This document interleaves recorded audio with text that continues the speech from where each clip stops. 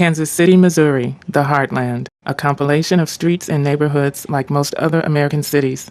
And like most other American cities, some of its streets are troubled. It's going to be, I think, a little surprising to people who are accustomed to seeing balloons go off at the beginning of something and no balloons around at the end. But this one, I think, is going to be something that the entire community, whether you're in the Green Impact Zone or not, will feel good about it at the end of the day. Today, the attention is on 150 blocks of Kansas City's urban core. Within these blocks sits an area the local newspaper has dubbed the Murder Factory, shorthand for the violence, drug trafficking, and loss of life that its streets have come to represent. Get ownership of.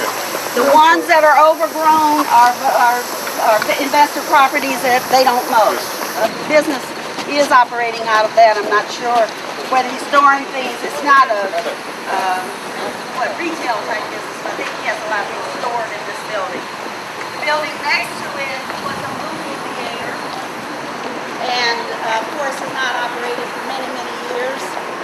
And we're going up 39th Street now. We're going to be going across Bruce R. Watkins Drive. The building that represented he's one of the historic figures. In some of these blocks, unemployment is as high as 54%, and median household income hovers at around $15,000 per year.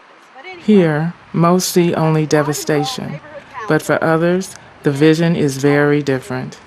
One Kansas City elected official has dared to see an opportunity in these streets, a once-in-a-lifetime chance to utilize the resources of the American Reinvestment and Recovery Act, a chance for a comprehensive, coordinated plan to pump energy back into these streets, green energy.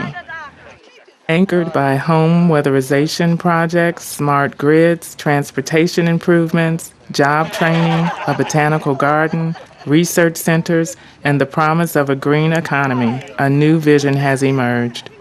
It is the vision of Emanuel Cleaver II, a longtime United Methodist minister, former Kansas City mayor, and the current congressman of Kansas City's 5th Congressional District.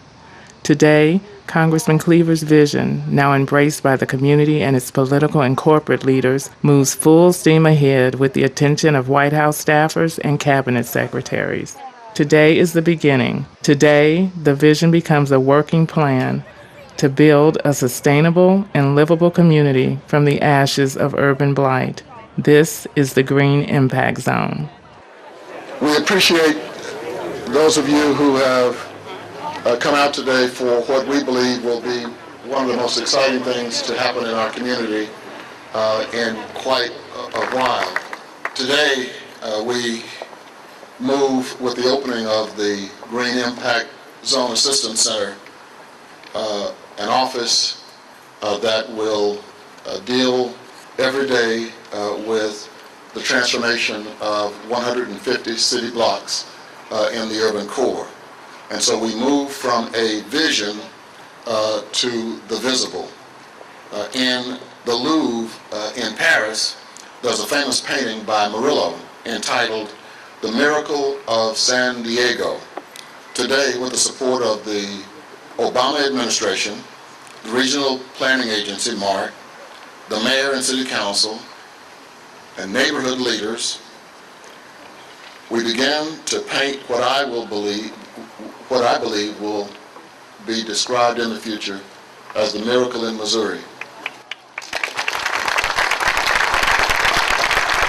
This project will succeed because it is neighborhood driven. This is a people thing.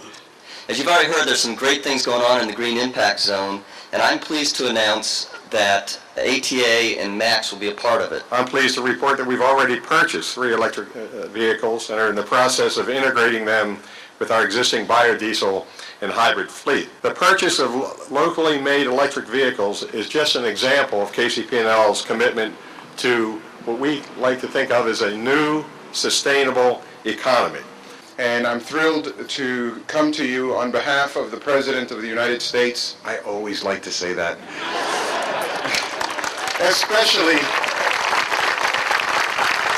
especially to say greetings on behalf of President Obama.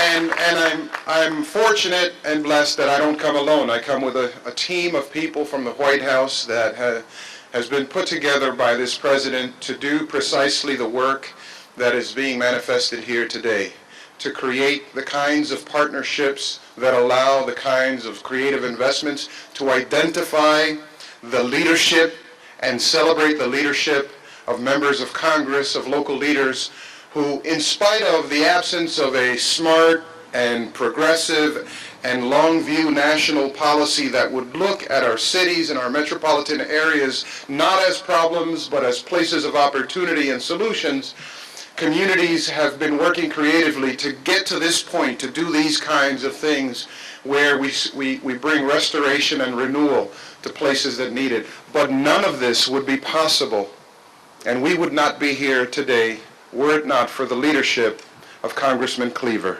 We take our hats off to you, Congressman. Transportation is supposed to connect people to opportunities. Just a little more than a year from now, the Troost Max line will be connecting people with opportunities. That is a big step forward.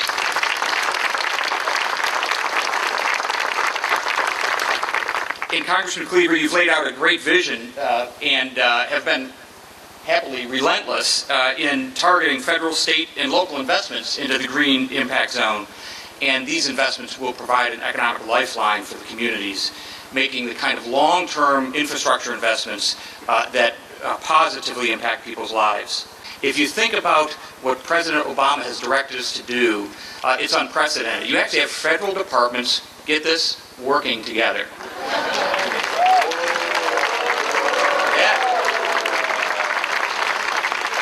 And he's watching, so we are going to do this.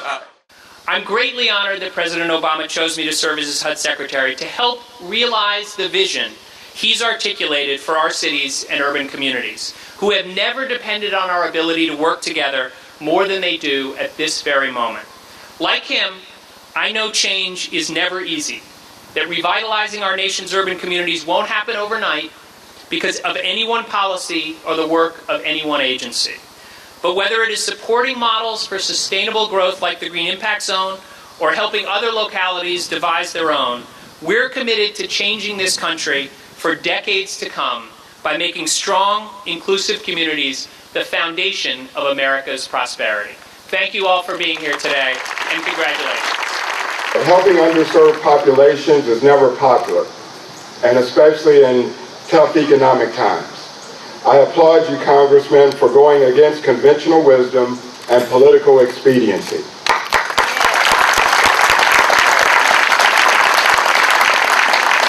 I was meditating this morning on what I would say with this opportunity, and I was reminded of a quote that reads, "The first step towards getting somewhere is to decide that you're not going to stay where you are." We are all gathered here today to say collectively, we're not going to stay where we are.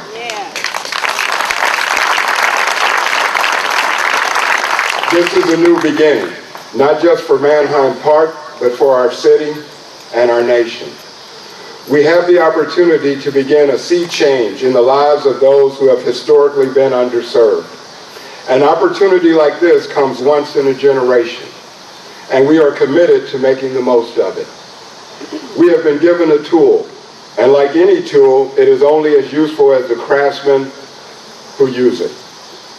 I pray that those of us who are charged with this duty will carry it out effectively, efficiently, and mindful of our great responsibility. Thank you.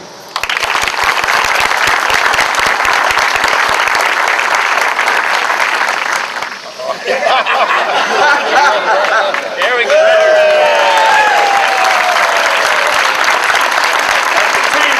Can it work? Is this the model for greening the urban core and breathing life back into the forgotten neighborhoods that dot every American city? It will be watched and measured and judged, and no doubt there will be lessons of all kinds to be learned.